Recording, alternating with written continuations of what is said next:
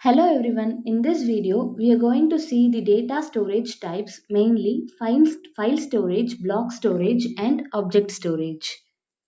The contents in this video are going to be the definition and methodology of these three storage types and the comparison between these three and the examples of each and their use cases.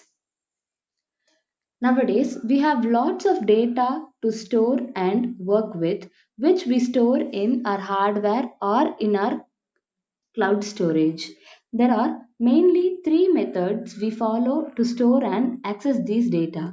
They are file storage, block storage, and object storage. Let's see these storage methodologies in detail. The first type is file storage. In file storage, data is stored in files and they are grouped together as folders, which are then organized in a hierarchy of directories and subdirectories. Since these are stored in file, to retrieve these data, we need to know the path of each and every file. So, when the number of files gets increased, the file retrieval process becomes difficult and time consuming. It is a hierarchical storage methodology to store data on computer hard drive or on network attached storage.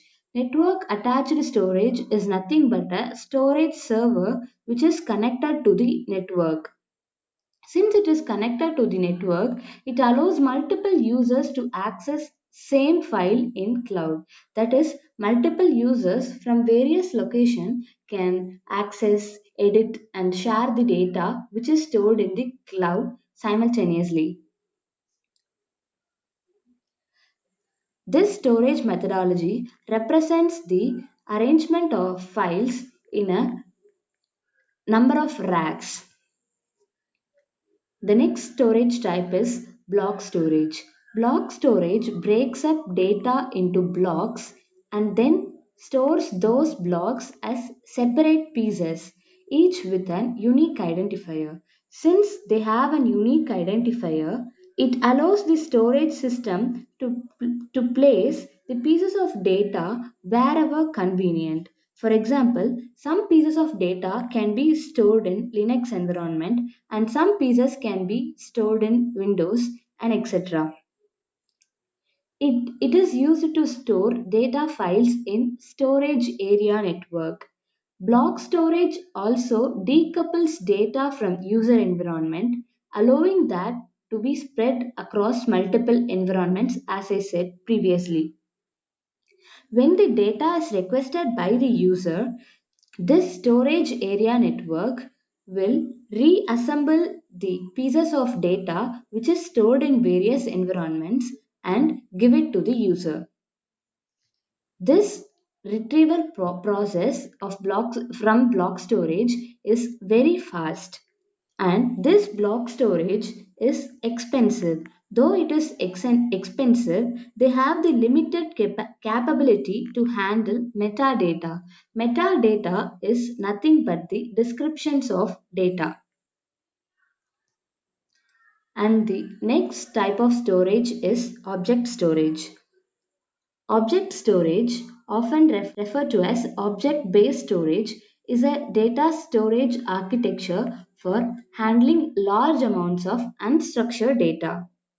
Here, data is broken into discrete units called objects and kept in a single repository rather than file in folder or blocks in a server. This works like modular units, that is, the self-contained repositories that owns the data.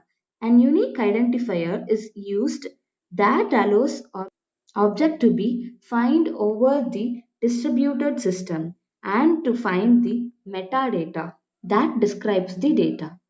Object based storage has emerged as the preferred method for data archiving and backup. It offers a level of scalability which is not possible with traditional file or block based storage. An important disadvantage of object storage is that object stored in this method can't be modified. And now let's see the comparison between these three. The first feature is cost. Among these three, file storage is the costliest one since we require a large amount of memory in file storage. And the most cost efficient one is object storage. And the next one is scalability. As we see in the previous slide, object storage is highly scalable than file storage and block storage. It can scalable up to petabytes and more, whereas block and file storage has limited scalability. And the next property is latency. Latency is nothing but the opposite of speed of data retrieval. Block storage is the method which has the lowest latency, and object storage is the one which is very slow, and so it has the highest latency. File storage will have moderate latency. And the next property is data type or use cases. In the object storage, we can store unstructured data and metadata, that is the description of the data.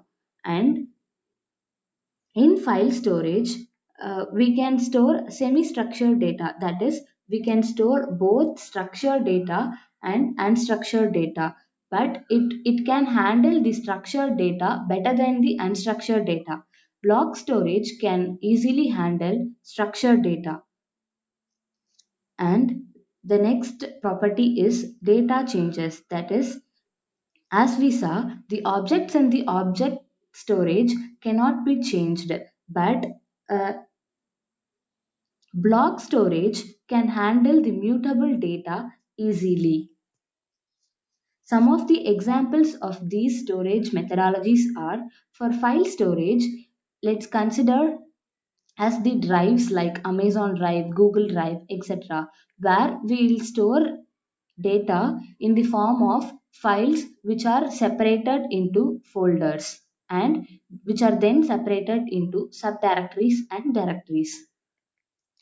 The example of block storage is Amazon EC2 instance and the Amazon Elastic Block Storage, where we create volumes.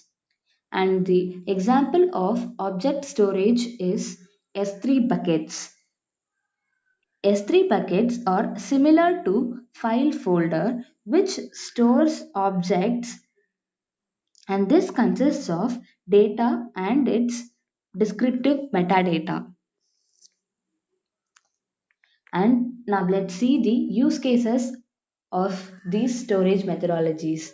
Based on our requirements, we'll choose which one methodology or a combination to follow. When you have both structured and unstructured data, we'll choose file storage. And if we want multiple users to access our data and we want easily shareable data, then we should choose file storage. And if we require low latency, that is speed is our priority, then we should choose block storage since it is very quick. And if our data is going to have changes very frequently, then also block storage will be our choice. And the third one is objects data. When we have unstructured data and we require high scalability, then object storage must be our preference. Here, file and block storage are traditional types of data storage, and object storage is the new one. Since nowadays we have more unstructured data, the usage of object storage is increasing. And these are some explanation about data storage types. Thank you.